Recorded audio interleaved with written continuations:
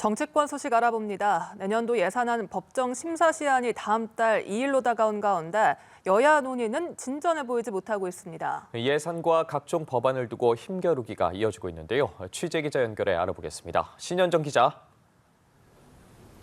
네, 국회입니다. 예산 심사가 한창이지만 예산안 통과는 법정 시한인 오는 2일을 넘길 것으로 보입니다.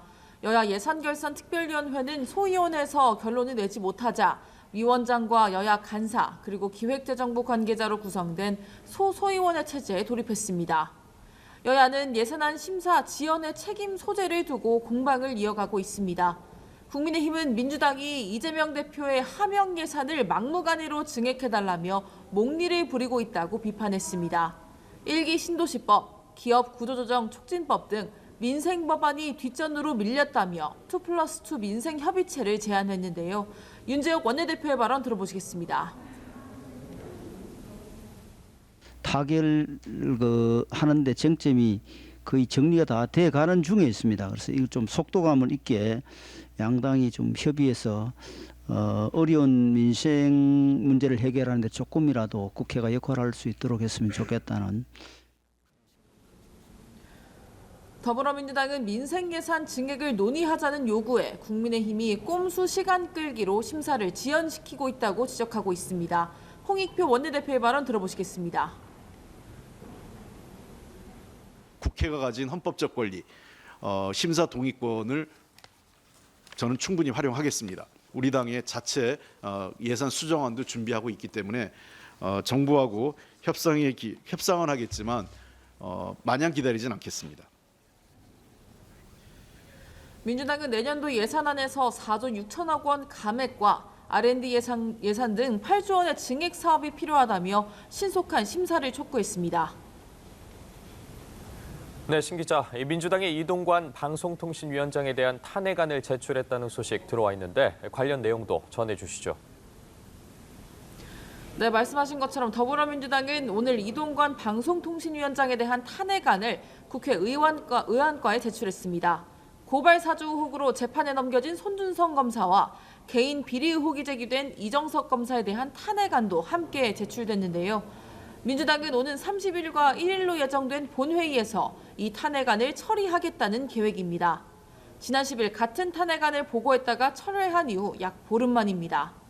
국민의힘이 앞선 탄핵안 철회가 위법이라며 헌법재판소에 권한쟁의 심판과 가처분 신청을 낸 상태여서 강하게 반발했습니다. 장동혁 국민의힘 원내대변인은 탄핵 사유를 억지로 만들어낸 좀비 탄핵안이라고 비판했습니다. 박정하 수석대변인은 예산안 처리를 위한 본회의 일정을 또다시 정쟁의장으로 만들려는 행태에 유감을 표한다고 지적했습니다. 네, 신 기자, 국민의힘 당무감사 결과가 발표된 데 따른 반응은 어떻습니까? 민주당 내 계파 갈등도 여전하다고요. 네, 그렇습니다. 어제 발표된 국민의힘 당무감사 결과에 대한 여파가 주목되고 있습니다.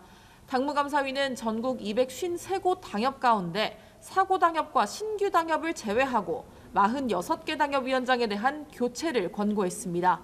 비율로 따져보면 22.5%인데요.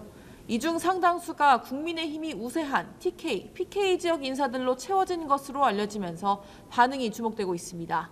한 TK 지역 의원은 연합뉴스TV와의 통화에서 영남 지역은 당 지지율이 개인 지지율보다 높게 나오는 곳이라며 당무감사의 기준을 받아들이기 어렵다고 토로했습니다. 당내 강경파들의 잇단 막말로 곤욕을 치르고 있는 민주당은 선거제 개편 문제로도 고심이 깊어진 상황입니다. 내년 총선에 연동형 비례대표제를 유지할지를 두고 의견이 분분한 상황인데요. 이탄희 의원은 오늘 긴급 기자회견을 열고 당 지도부의 연동형제 유지 결단을 촉구하며 자신의 지역구인 경기 용인정 불출마를 선언했습니다. 한편 이낙연 전 민주당 대표는 이낙연계 싱크탱크로 불리는 연대와 공생포럼에서 당을 향해 쓴소리를 냈습니다.